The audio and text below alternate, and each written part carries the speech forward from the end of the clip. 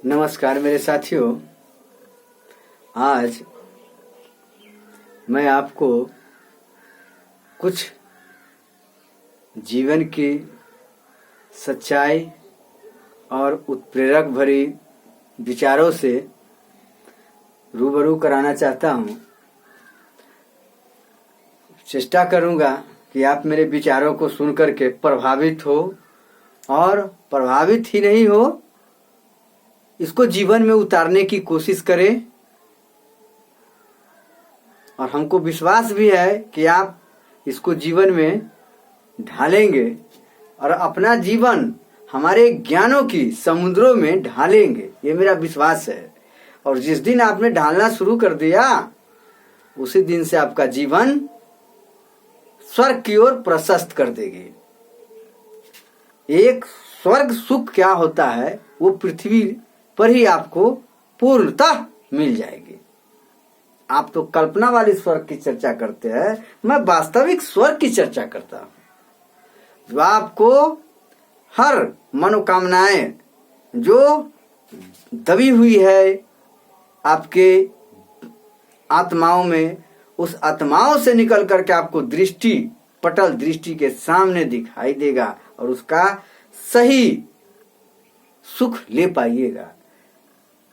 तो मैं आपको उन विचारों से रूबरू करा रहा हूं, जो विचार आप नौजवान साथियों को लुभाए। और मेरा विचार अच्छा लगेगा तो कमेंट भी कीजिएगा, खराब लगेगा वो भी कमेंट कीजिएगा। और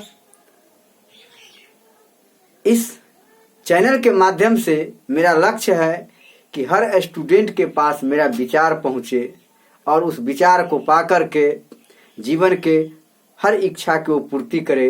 अपनी सफलता रूपी जो उनके दिलो दिमाग में छुपा है, वो सफलता को जंप करके उछाल मार करके ले ले। चलिए देखिए, आप जीवन में उन्नति का मार्ग नहीं ढूंढेंगे तो आप जीवन भर पछताते रह जाएंगे। इसीलिए एक जीवन में एक निर्णय की आवश्यकता होती है। उस निर्णय पर पूर्ण रूपेण उतरने की कोशिश कीजिए। इस संसार में अपार सफलताएं हैं, इस संसार में अपार सफलताएं हैं। बस आपके कुवृत्ति जो छुपी हुई है, आपको विचारों में जो धूमिलता बनी हुई है, उन विचारों से थोड़ा ऊपर उठिए।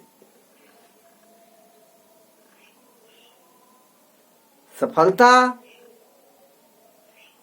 तो कदम दर कदम आपको पड़ा हुआ है।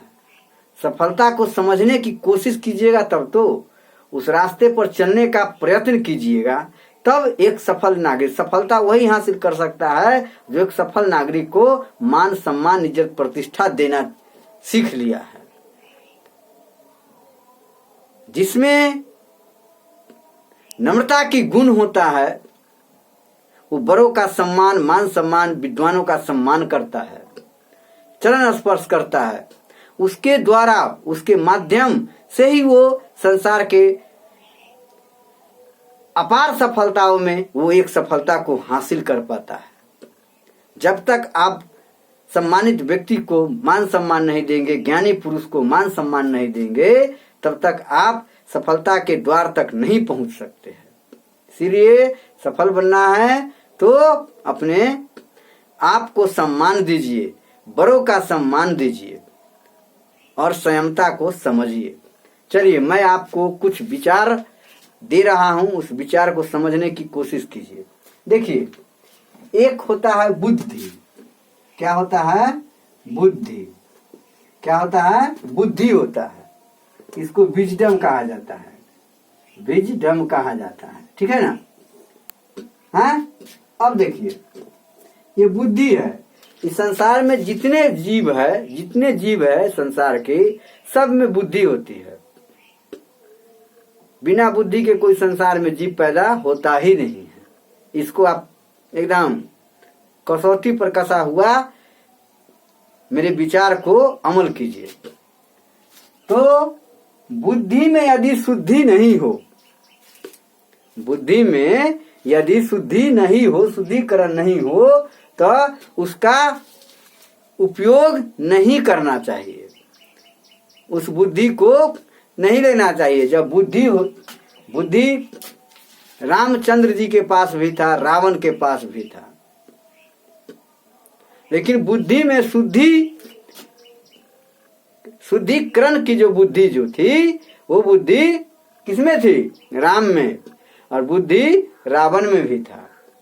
दोनों मनुष्य का कैरेक्टर दिखाया गया है कि बुद्धि तो दोनों में था, इससे बेहतर बुद्धि था रावण में। वो पुलस्त्य ऋषि का खानदान का था, वो पुलस्त्य ऋषि के खानदान का था, उसमें बुद्धि कूट कूट करके भरा हुआ था, लेकिन बुद्धि में शुद्धि नहीं था। तो बुद्धि में जब शुद्धि आ जाता है तो एक विवेक पैदा होता है। क्या पैदा होता है? विवेक पैदा होता है, विवेक पैदा होता है। समझ गए ना?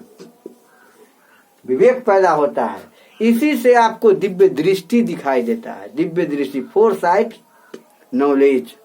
समझ रहे हैं बात को?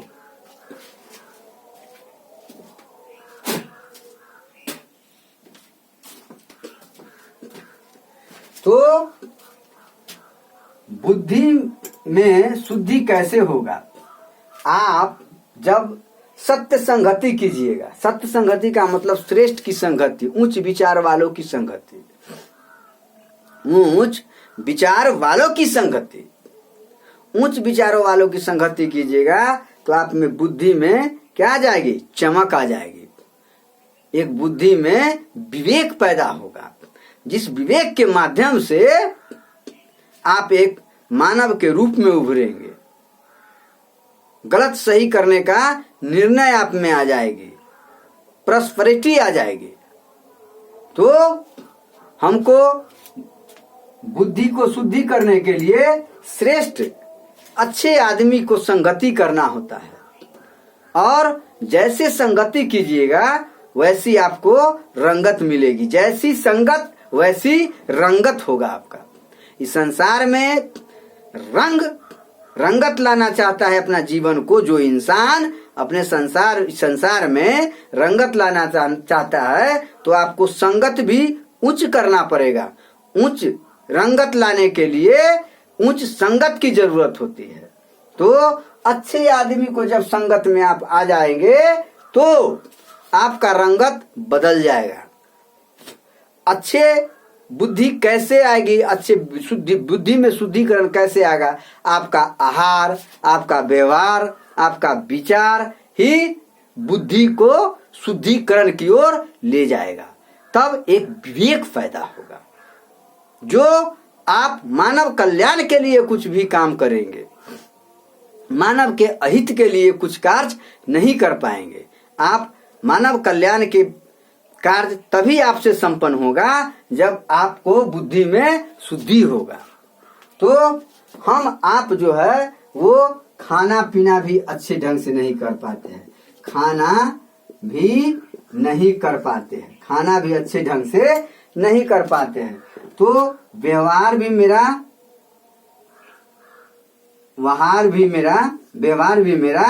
सही नहीं होगा, सही नहीं होगा, क्योंकि आपका आहार ही कुबुद्धि वाला है। समझ रहे हैं? तो सारे चीज जो है हमको आहार पर डिपेंड करता है। तो आपका व्यवहार भी उसी ढंग से, आपको मनोवृत्ति भी उसी ढंग से होगी। जैसी वृत्ति होगी वैसी आपसे कृति होगा, वैसा चीज का आप निर्माण कर पाइएगा। तो सबसे पहले हमको खाना पर, जैसी आपकी पानी पीजिएगा वैसी आपकी वाणी भी होगी। तो पानी से ही वाणी का जन्म होता है। तो हमको शुद्ध जल की आवश्यकता होगी, कैसी जल मिलेगी, उसके लिए भी हमको समझना है। तो विवेक पैदा तब होगा जब आप अच्छे संगत कीजिएगा, तो आप में स्वाभाविक है कि रंगत आना तय हो जाएगा। तो महान महान कार्य को आप जन्म देंगे, महान से महान हस्ती के श्रेणी में आप आ जाएंगे। तो हमारा बुद्धि तो है, लेकिन बुद्धि में शुद्धि नहीं है। उस बुद्धि में शुद्धि लाने के लिए सबसे पहले हमको खाना की जरूरत होता है। मनुष्य जो है, मनुष्य जब पैदा लेता है तो देखते होंगे उसको आंख फूटा हुआ रहता है। शेर जब पैदा लेता है तो उसका आंख जो होता है फूटा हुआ नहीं रहता है। बिल्ली को देखते होंगे उसका आंख फूटा हुआ नहीं रहता है। सियार को देखिए उसका आंख फूटा हुआ नहीं रहता है। एक बकरी का बच्चा को देखिए आंख फूटा हुआ रहता है। गाय के बच्चा को देखिए आंख फूटा हुआ रहता है। भैंस के बच्चा को देखिए आंख फूटा हुआ रहता है। तो जो जीव माँ के गर्भ से जन्म लेता है, और उसका आंख फूटा हुआ हो, तो वो मांसाहारी के काबिल नहीं है। उसका शारीरिक ढांचा जो है मांसाहारी के लायक नहीं होता है, वो शाकाहारी होता है। वो कैसा होता है? वो शाकाहारी होता है। और जो जीव का माँ के गर्भ से आने के बाद आंख फूटा हुआ नहीं रहता है, वो मांसाहारी होता है। तो हम मनुष्य है, हम माँ के गर्भ से जब जन्म लेते हैं तो मेरा आंख फूटा हुआ रहता है। तो मेरा विचार होना चाहिए कि मैं तामसिक भोजन कभी भी नहीं करूं, मांस मछली का भक्षण नहीं करूं। एक शाकाहारी के रूप में बहुत से भोजन है जो भोजन का उपयोग करूं, और उस भोजन को मैं ग्रहण करूं, और ऐसा ग्रहण करूं जिससे मेरा मस्तिष्क जो है वो चंचल नहीं हो पाए, वो काम वासना से उत्तेजित नहीं हो पाए, काम वासनाओं से रहित हो।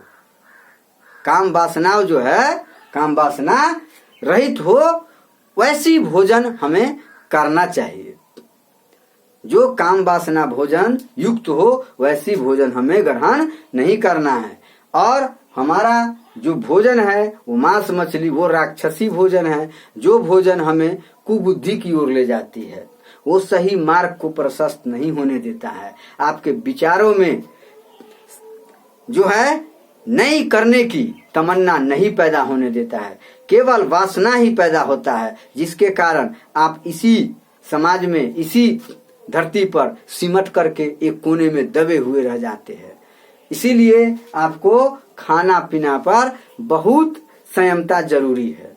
तो आप ऐसे खाना का मतलब कि चयन कीजिए जिससे हमारा मस्तिष्क, मन और मस्तिष्क दोनों में चंचलता पैदा नहीं हो, एक सत्य मार्ग की ओर चले, मानव कल्याण के लिए विचार पैदा हो, वैसी हमें भोजन करना, ग्रहण करना चाहिए। ठीक है, अब समझ गए इस बात को। बुद्धि, तो बुद्धि को शुद्धि करने के लिए यही राज है। इस राज को हर इंसान को जीवन में ग्रहण करना चाहिए, अन्यथा वो जीवन के कोई भी क्षेत्र में उन्नति नहीं कर पाएगा, वो सफलता की परचम जो है वो नहीं लहरा पाएगा। जब तक आप में दूसरे के लिए मर मिटने की, परोपकार की भावना पैदा नहीं होगा, तब तक आप में नई जलवा की शुरुआत नहीं हो पाएगी। आप में, आपके शरीर, आपका मस्तिष्क जलवा दिखाना चाहता है, तो उसके लिए आपको उस तरह का मनोवृत्ति को बनाना पड़ेगा। वह मनोवृत्ति कब पैदा होगा? जब आपका आहार अच्छा होगा, आहार एक सात्विक होगा। समझ रहे हैं बात को? मेरे कहने का क्या राज है? तो महान बनने के लिए महान लोगों की संगति करना पड़ेगा, महान लोगों के विचारों पर चलना होगा। आप भौतिक जीवन में एक पर एक सफलता प्राप्त करना चाहते हैं, जैसे आपका लक्ष्य है कि मैं एक प्रशासनिक अधिकारी बनूं, तो उसके लिए आपको इस चमक धमक की जो दुनिया है, ये संसार में चमक धमक जो पैदा दिखाई दे रहा है, रंग बिरंगी दुनिया दिखाई दे रहा है, उन सबों से आपको हट करके रहना पड़ेगा। आपको उसके लायक विचार बनाना पड़ेगा, आपको रहन सहन में भी परिवर्तन लाना पड़ेगा। एक अच्छा पदाधिकारी बनने के लिए उस पदाधिकारी के क्राइटेरिया को फॉलो करना पड़ेगा, उसके सिलेबस को समझना पड़ेगा और उन सिलेबस के अनुसार आपको चलना पड़ेगा। आप जब तक सात्विक नहीं रहेंगे, आपका मन अस्थिर नहीं रहेगा, तब तक उस पर अच्छे ढंग से विचार विमर्श नहीं कर सकते हैं, उसके बारे में आप नहीं सोच सकते हैं। इसीलिए विचारों में क्रांति लाने के लिए आपका व्यवहार, आहार व्यवहार का होना बहुत जरूरी है।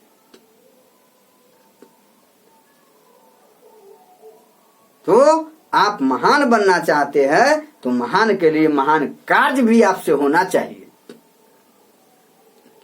संगत के पाकर के कीड़े मकोड़े भी फूल के साथ रहते हैं, तो बड़े बड़े महापुरुषों के गर्दन में जाकर के, सर पर जाकर के चढ़ जाते हैं, देवताओं के ऊपर वो चढ़ जाते हैं। वो संगत किया है फूल से, इसीलिए वो चला गया देवताओं के मस्तक पे, महापुरुषों के मस्तक पर चला जाता है।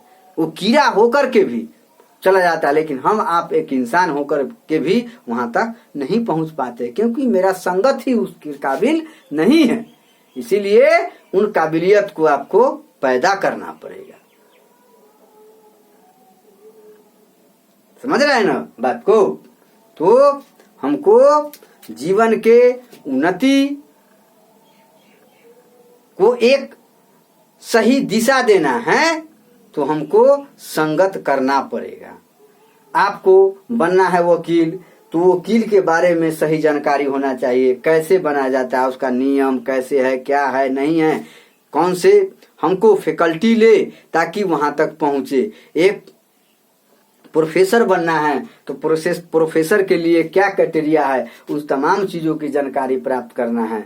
हमको एक टीचर बनना है, सफल टीचर बनना है, तो टीचर के लिए क्या क्या क्राइटेरिया है, इन तमाम चीजों को जानना आवश्यक है। रेलवे में हम आपको जाना है तो रेलवे के लिए क्या क्या सिलेबस है, कितना एजुकेशन आपको चाहिए, क्या चाहिए, कितना एज चाहिए, इन तमाम चीजों की जानकारी रखना जरूरी होता है। तो वैसे आदमी को आप संगत कीजिएगा ना। एक राजनेता बनना है तो राजनेता का क्या काम है, समाज में राजनेता का क्या काम है, उसको समझना है। हम कैसा विवेक रखेंगे, कैसा बुद्धि रखेंगे, कैसा सद्बुद्धि रखेंगे, कैसे बिहेव करेंगे उसके साथ, जो हम काफी लोकप्रिय हो जाएंगे। इन सब तमाम मुद्दा को दिमाग में रखना है, तब आप एक सफल इंसान बन पाइएगा। और सफलता के द्वार को खोलना है तो आपको अपने गुरु को सम्मान करना होगा, इज्जत प्रतिष्ठा करना होगा। वो गुरु किसी भी फील्ड का हो सकता है, आप जिस फील्ड में जा रहे हैं उसी फील्ड में आपका गुरु जरूर होगा, उस गुरु को सम्मान करना है। क्या समझे बात को? सम्मान करना है, उनके साथ हमको विनम्रता का भाव प्रदर्शित करना है, उच्छृंखल नहीं बनना है, भाषा में शालीनता रखनी है, आदरणीय शब्दों का प्रयोग करना है। तो भाषा में यदि ज्ञान न हो, भाषा यदि उच्च न हो, तो आपको बड़ा तो क्या छोटा भी पद के लिए उपयुक्त आप नहीं है। इसीलिए विचारों में क्रांति लाइए, विचारों में क्रांति लाइए। चलिए आपको बहुत कुछ हमने कह दिया, इस पर अमल कीजिए, विचार कीजिए, समझिए, मंथन कीजिए और मेहनत आप मत छोड़िए। जीवन में मेहनत जो है हमेशा बरकरार रखिए। कहीं भी जाना चाहते हैं, कोई भी पोस्ट पर जाना चाहते हैं, उसके लिए आपको मेहनत तो हर हाल में करना है। मेहनत और सही दिशा को आपको सिलेक्शन करना है और अपनी रुचि के अनुसार जीवन में कार्य कीजिए। दूसरे को देख करके कार्य मत कीजिए। आप किस सभ्यता संस्कृति में जन्म लिए वहां से शुरुआत कीजिए। दूसरे के देख करके आप नकल नहीं कीजिए। जीवन में कभी आप सफल नहीं हो पाइएगा। आप जहां है, जिस वातावरण में है, उस वातावरण का ज्ञान होना चाहिए। उस वातावरण में अपनी सफलता को ढूंढिए। आपका रुचि किस सब्जेक्ट में है, उसी सब्जेक्ट के अनुसार आप लक्ष्य बनाइए। ना कि दूसरा कर रहा है तो हम भी कर लिए, वो जीवन में सफल नहीं होगा, वो असफल हो जाएगा।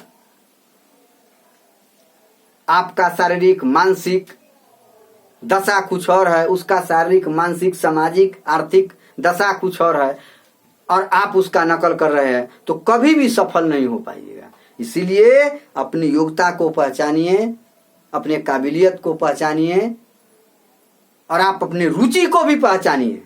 जो आप किस क्षेत्र में रुचि रखता है आपका मस्तिष्क, उसी में कार्य जम करके कीजिए, उसी में आपका सफलता है। महान से महान हस्ती को आप झुका देंगे क्योंकि आप रुचि के अनुकूल कार्य कर रहे हैं।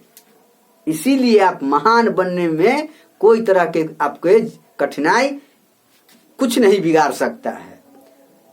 कितना से कितना चुनौती आपको जीवन में आएगा, उस चुनौतियों का सामना कर लीजिएगा क्योंकि आपका रुचिकर ही काम है।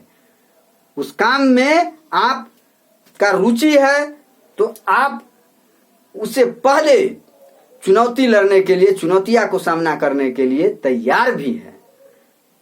इसलिए आप रुचिकर सब्जेक्ट को चुनिए। आपका रुचि क्या है? चलिए, जय श्री राम, हर हर महादेव, जय भोलेनाथ।